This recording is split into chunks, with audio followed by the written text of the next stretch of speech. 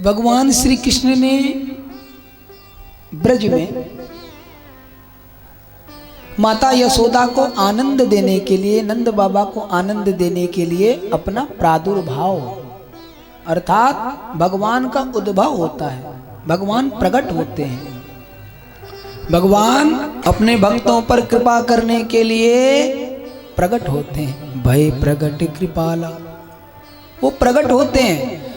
कब प्रकट होते हैं? कब प्रकट होते हैं? जब व्यक्ति के जीवन में उसकी भक्ति प्रबल हो जाती है, तब भगवान प्रकट होते हैं। और प्रकट होकर करते क्या हैं? प्रकट होकर के भगवान अपने प्रेमी भक्तों को अपने रूप माधुरी के द्वारा, अपने स्वस्वरूप के द्वारा आनंद प्रदान करते हैं। क्या करते हैं? आनंद प्रदान करते हैं। भगवान की कथा क्यों सुनी जाए?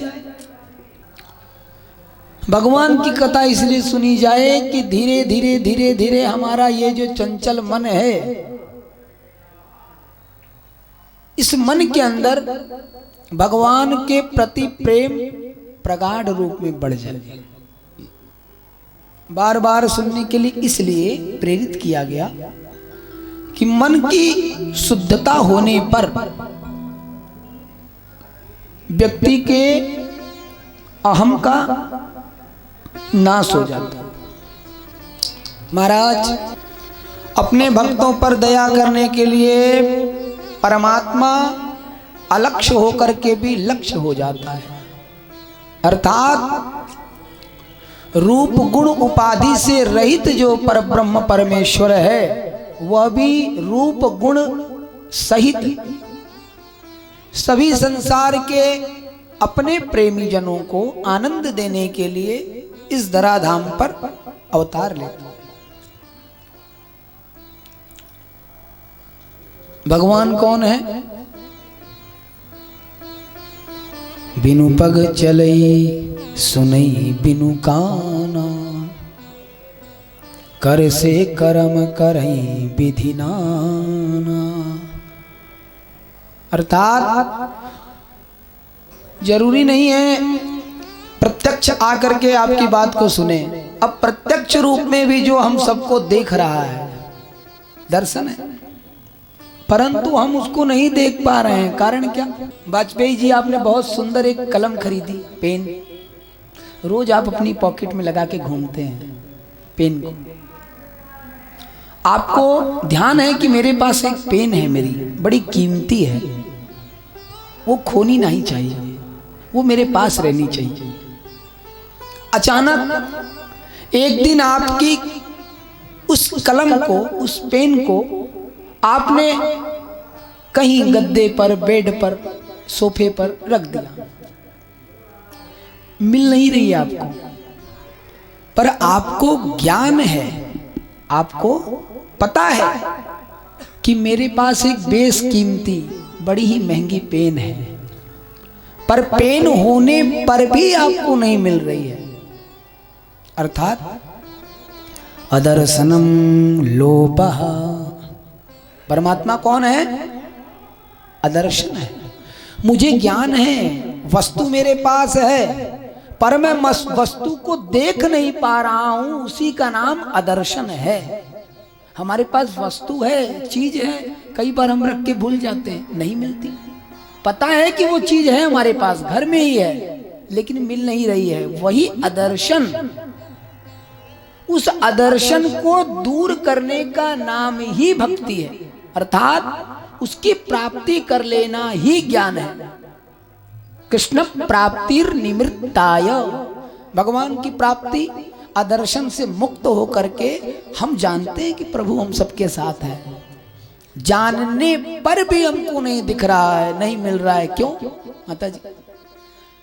चेष्टा नहीं है। क्यों? हे वै सात्विका बुद्धि, बुद्धि असात्विक है। अगर जब तक ये सात्विक नहीं होगी, आप बुद्धि लगाएंगे नहीं मैंने पेन कहाँ छुपा के रखी है, तब तक कैसे पता चलेगा? आपको ये जानकारी करनी पड़ेगी कि अंतिम समय में इन्हें पेन कहाँ रखी, मेरे हाथ से कहाँ रखी गई।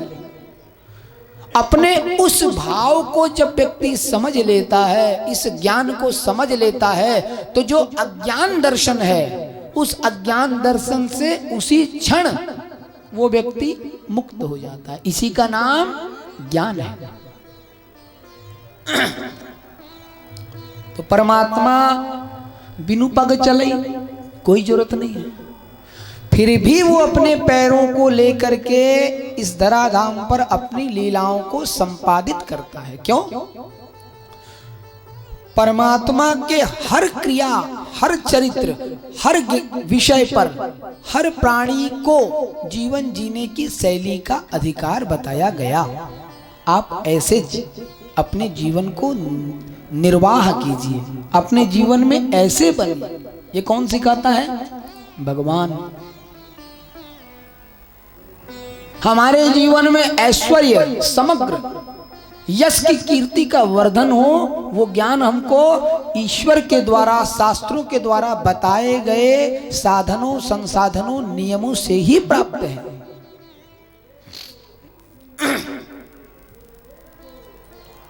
वह परमात्मा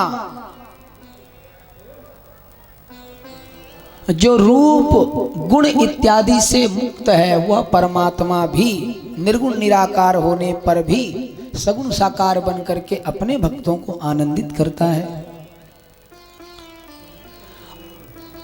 और आनंदित भी कैसे करता है? परब्रह्म परमात्मा जब जीव उसकी शरण में अपने आप को समर्पित कर देता है, अपने अज्ञानता का परित्याग करके समर्पण की स्थिति में, तो भगवान कहते हैं मैं रूप नहीं देखता, आयु नहीं देखता, विद्या नहीं देखता, बल नहीं देखता, मैं केवल भक्ता तुष्यति केवलम। आपके किए गई भक्ति के द्वारा ही ईश्वर पुष्ट है, और कोई साधन नहीं है ईश्वर को खुश करने का। दृग बिंदु बताते हैं घनश्याम तुम्हारे दिल में है। ये आंखों की दो बूंद जो अश्रु धारा है, ये भाव के साथ यदि समर्पित कर दी जाए तो वो पता चल जाएगा घनश्याम को कि मैं तुम्हारे दिल में हूं। घनश्याम नहीं होते तो ये बरसात कहां होती। अगर वो आपके दिल में नहीं होते तो आंखों से ये बरसात होना ही संभव नहीं है। संसारी कब रोता है? जब उसके स्वार्थ की पूर्ति नहीं होती। और परमार्थी कब रोता है? जब उससे परमात्मा का बिछोह होता है। निमिष मात्र का अंतर है संसारी में और परमार्थी में। तो जब निश्चल हो जाएगा व्यक्ति, निर्मल हो जाएगा व्यक्ति, भगवान क्या कहते हैं माता जी? ध्यान दीजिए वाजपेयी जी क्या कह रहे हैं भगवान। मन क्रम वचन,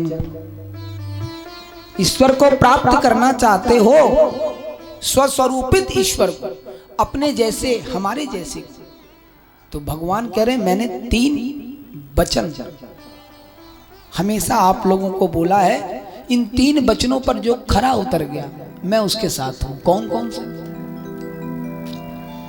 मन क्रम वचन क्षण चतुराही, मन क्रम वचन क्षण चतुराई, हे मन क्रम वचन क्षण चतुराई, मन क्रम वचन क्षण चतुराई, भजत कृपा करी है रघुराई, भजत कृपा करी है रघुराई, भजत कृपा करी है रघुराई, भजत कृपा करी है रघुराई, मन क्रम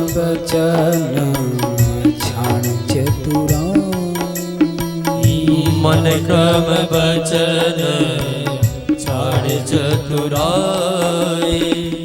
मनसा वाचा कर्मणा, जब हम अपनी चतुरता चपलता का परित्याग कर देंगे, भगवान कहते हैं उसी क्षण मेरी कृपा के पात्र हो जाएंगे। क्या हो जाएंगे?